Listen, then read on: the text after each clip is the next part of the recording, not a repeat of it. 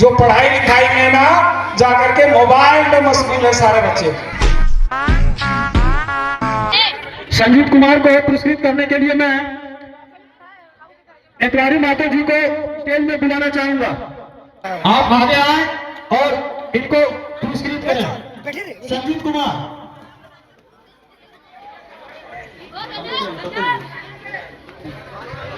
प्रथम स्थान प्राप्त किया। यहाँ खड़ा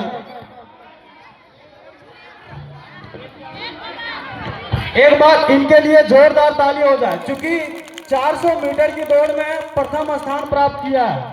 इसलिए एक बार रिपोर्टर आने वाला कुछ करिए सर। बच्चा रिपोर्टर आने वाला है, जिससे सवाल पूछेगा वो सही जवाब देगा। तो सर हवा निकल गया। छोटा तुम तो चुप ही रहना।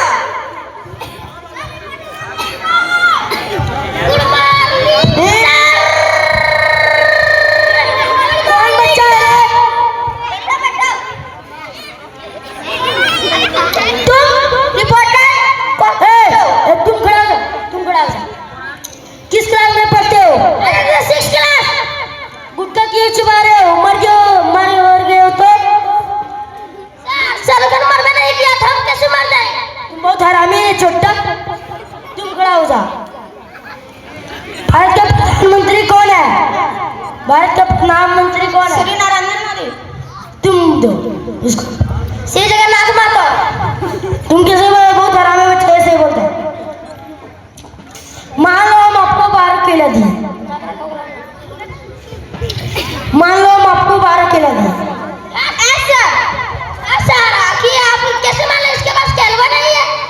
तो मान लो आप 12 केला दिए। तुम ज्यादा बोलता है। तुमसे सवाल पूछूंगा। आप तो सभी से सवाल पूछता है, मैं तुमसे सवाल पूछता हूं। पूछिए। मान लो कि मैं आपको 10 रुपया दिए। मान लिया ना? हाँ। तो मेरा 10 रुपया। तो दीजिए, इसके बाप बहुत खराबी है। लीजिए। ऐसा बहुत खराबी है सर। हेलो। प्रथम स्थान प्राप्त किया। यहाँ खड़ा एक बार इनके लिए जोरदार ताली हो जाए, क्योंकि 400 मीटर की दौड़ में प्रथम स्थान प्राप्त किया है। इसलिए एक बार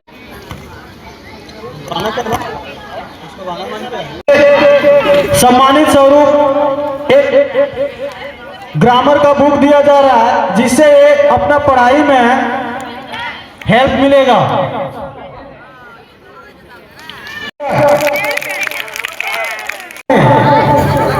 एक बार इनके लिए जोरदार ताली हो जाए। सरस्वती माता। आप अपने हाथों से इनको एक ग्रामर का बुक देंगे। यह एक छोटी सी हमारे कमेटी द्वारा पुरस्कार दिया जा रहा है।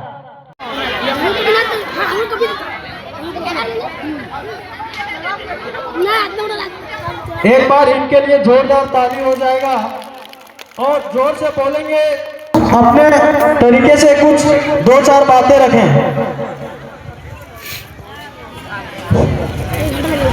धन्यवाद। आज बड़ी सौभाग्य की बात है कि हम सब इस बसंत पंचमी की पावन बेला पर माँ सरस्वती की पूजन स्थल। आज बड़ी खुशी है कि गांव के बच्चे, बूढ़े, बुजुर्ग, नौजवान सभी मिलकर एक आनंद पूर्वक सभी बैठकर यहाँ के पूजा के माहौल में बड़ी ही खुशी के साथ बैठे हुए हैं और शांतिपूर्वक अपना बैठकर सुन रहे हैं। बच्चों की छोटे छोटे नन्हे मुन्ने बच्चों की डांस, बच्चों के द्वारा खेल प्रतियोगिता में दिए जा रहे पुरस्कार वितरण समारोह को भी देखते हुए जिन बच्चों ने अपने खेल प्रतियोगिता में अपना स्थान प्राप्त किया है, उस बच्चे की माँ को भी बड़ा गौरव अनुभव हो रहा होगा कि हमारे बच्चे ने प्रथम स्थान प्राप्त किया है, द्वितीय स्थान प्राप्त किया है, यह सब आपके लगनशीलता मेहनत की प्रतिफल है। मैं चाहूँगा कि यह गांव एक छोटा सा जो बिल्कुल पिछड़ा हुआ था, इस गांव को लोग पहले किस नाम से जानते थे पता है? पता नहीं होगा। इस गांव को लोग पहले मिट्टी काटने वाले के नाम से जानते थे और ईंट बनाने वाले के नाम से विख्यात था। अगल बगल के गांव यहाँ से मिट्टी काटने के लिए लोगों को ले जाते थे और यहाँ के लोग जाते थे। ये परिस्थिति थी इस गांव की। आज यह गांव, बड़ा खुशी होती है मुझे इस जगह पर खड़े होकर बोलने में कि आज मेरा गांव उससे नहीं, उन सारे नामों को भूलकर आज कुछ और नाम से जाने जाते हैं, जो यहाँ के लिए, हमारे गांव के लिए ही नहीं, हम तमाम इस ग्राम वासियों का एक बड़ा ही सुनहरा मौका है कि हम अपने बच्चों को मेहनत, लगन, कम खाइए एक रोटी, लेकिन बच्चे की पढ़ाई के लिए बिल्कुल तटस्थ रहिए। पढ़ाई एक ऐसा धन है जो कोई भी चुरा नहीं सकता है, कहीं भी खो नहीं सकता है और ना ही कोई छीन सकता है। बकायदा जितने भी संपत्ति को अर्जित कर ले उसमें सारे में हिस्सेदारी तय है और उसमें एक दिन लड़ाई होगी। लेकिन पढ़ाई एक ऐसी संपत्ति है, ना पढ़ाने वाले उसको वापस मांगते हैं, ना कोई दूसरा बांट सकता है, ऐसी चीज है पढ़ाई। विद्या हंसों की तरह है। जिस तरह से बगुला भी सफेद होता है, हंस भी सफेद होता है, लेकिन बगुला और हंस में, दोनों में फर्क है। हंस को आगे रखा जाता है प्रथम श्रेणी में। हंस विद्या की देवी सरस्वती की वाहन है, जबकि बगुला ऐसा नहीं है। लोग, एक संस्कृत में एक श्लोक है, ना शोभते, भूल के हाथ नहीं आ रहा हो, चौपाई बहुत अच्छी है श्लोक। विद्या से विहीन, जो विद्या नहीं पढ़ा, जिसके पास ज्ञान नहीं हो, बुद्धि नहीं हो, व्यक्ति को नीतियों में क्या कहा गया? विद्या विहीन पशु भी समाना। विद्या से विहीन मनुष्य को पशु के समान माना जाता है। इसलिए किसी भी क्षेत्र में कोई जरूरी नहीं है कि हमारा बच्चा किताब पढ़कर ही बहुत बड़ा डॉक्टर इंजीनियर बने। बहुत सारी चीज की विद्या है। विद्या का मतलब अनेक चीज है। किसी भी क्षेत्र में कोई भी बच्चा, खेल हो, गीत हो, और भी कुछ, कोई कला हो, कला एक ऐसी विद्या है जो कभी भी आदमी खाली नहीं बैठ सकता और नहीं भूखों मर सकता है। कला में वो दम है।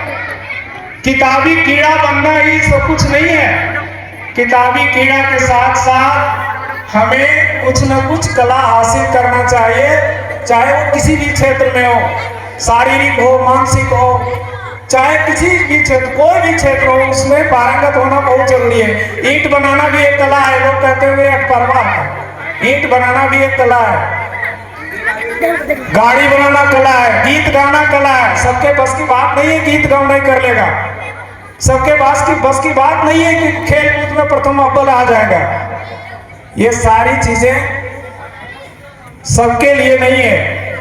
चाहे वो कोई भी क्षेत्र हो, किसी भी क्षेत्र में कोई मेहनत कर रहा है, किसी भी कला में वो पारंगत है, वो कला उसे भूखों कभी नहीं मरने देगा। इसलिए बच्चे को किसी भी क्षेत्र में, जो भी बच्चा चाह रहा है उसी क्षेत्र में उसको जाने दें, उसी लाइन में जाने दें, लेकिन उसके साथ नाइंसाफी नहीं हो। पढ़ाइए, यह गांव एक छोटा सा है लेकिन बड़ा, अभी फिलहाल के समय में मैं देख रहा हूँ, जो मेरे पास समझ में आ रहा है कि यहाँ के बच्चे पढ़ाई के क्षेत्र को छोड़कर कुछ और ही लाइन में मशगूल है, और इसका देन किसका है? माँ बाप का। यह देन माँ बाप का है, गार्जियन का है। जिस तरह से एक मिट्टी, गीला मिट्टी का लोया कोई आकार नहीं होता है, कुम्हार उसको चक्का पर चढ़ाकर बिल्कुल आकार देता है, तब उसे लोग बाजार में खरीदते हैं। घड़ा, सुराही, दीपक, पता नहीं क्या क्या बनता है, लेकिन पहले क्या होता है, वो मिट्टी का एक गोल सा ढेला होता है। ठीक बच्चा भी वही अभी गीला मिट्टी है, हम उसको कुछ भी बना सकते हैं, उसमें कोई भी शक्ल दे सकते हैं, उसमें कोई भी आकार दे सकते हैं। और वो देने वाला प्रथम कौन होता है? हर बच्चे की प्रथम गुरु माँ और बाप होता है, और उसका पहला विद्यालय परिवार होता है, घर आंगन होता है। ये नहीं कि जब स्कूल जाएगा बच्चा तो बनेगा। आप घर में क्या बना पा रही हैं? पहला जिम्मेवारी माँ की है, बाप का जिम्मेवारी तो उसको पालने में, पोसने में, उसकी हर चीज को पूर्ति करने में। लेकिन माँ पहले जिम्मेवारी है माँ की कि बच्चे को हमको क्या बनाना है, सुंदर बनाना है, अच्छा बनाना है, खराब बनाना है, यह जिम्मेवारी माँ की है। और जिस दिन यह माँ ठान लेगी कि हम बच्चे को ये बनाएंगे, वो बनाएंगे, वो बच्चा कतई गड़बड़ाने वाला नहीं है। लेकिन जो भी बिगाड़ने का काम कर रही है माताएं कर रही है, खासकर क्योंकि खुद मोबाइल में मशगूल है। बच्चा वही देख रहा है, उसका अनुकरण कर रहा है, जिसका परिणाम आज के दौर में अभी फिलहाल इन बच्चों पर इतना गहरा छाप पड़ा हुआ है, जो पढ़ाई लिखाई में ना जाकर के मोबाइल में मशगूल है सारे बच्चे। आप देख पा रहे हैं